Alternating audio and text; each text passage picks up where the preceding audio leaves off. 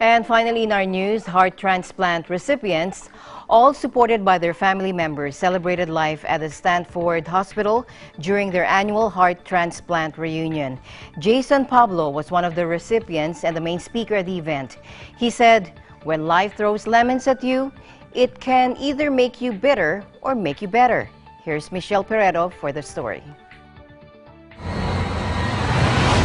That is, those who were transplanted between 2007 and 2011. Please stand up. It's been almost 9 years since Jason first walked into his first heart transplant reunion at Stanford Hospital. My favorite part is when we all start doing the standing, like who has their transplant here or who has their transplant when and all this stuff. And I find inspiration in all of that just because, you know, I've seen where I've gone or I've seen where I've come from. When I look around the room and there's people with masks on or their faces are puffy, I was that. But then I see the people who've gone through up to like 25 years and it's just, wow, I want to be that. This annual event brings together transplant recipients and their families with caregivers to celebrate. It's an event that Jason and his family look forward to every year. I mean, we all know we all got heart transplants and everything, but it's just the journey that people go through. That's what kind of separates us, kind of makes us different. This year, however, it was Jason's story that took center stage. Whether or not you're a heart transplantee or not, we all have our own set of lemons that life has thrown at us.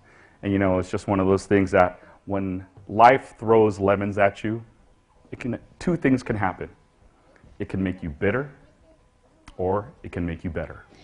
Kathy, who has known Jason since he received his new heart in September of 2008, knew he would be the perfect person for this year's keynote speech.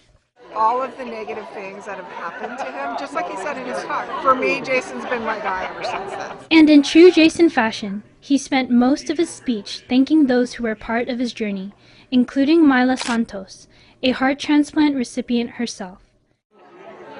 It was nice to know that I was part of his journey at the same time, but he didn't know how much of a journey, how much him and his family were a part of my journey.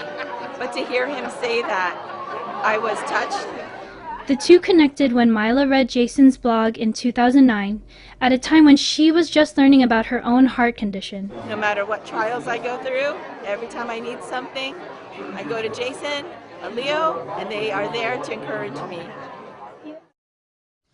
This past year, Jason underwent a second transplant, this time to replace his failing kidneys through a kidney donation from his wife of 19 years.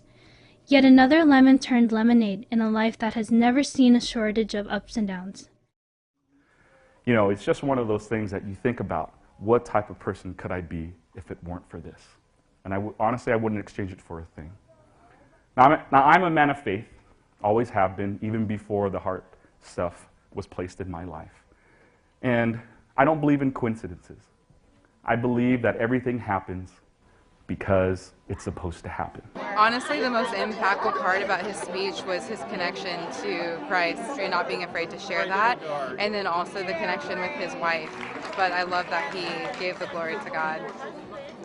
I stand before you now, new heart, new kidney, new hip. That's a story for another time. And -1 gallbladder. And I stand in front of you behind this huge lemonade stand and willing to pour a cup, a whole pitcher full, for anybody who wants to share in this sweet lemonade for those who need some sweetness in their life. Thank you for letting me share my story. Cheers, everybody. Thank you so much for your testimony. It's beautiful, beautiful. From Palo Alto, California, I'm Michelle Peredo, and I am 1 with 25.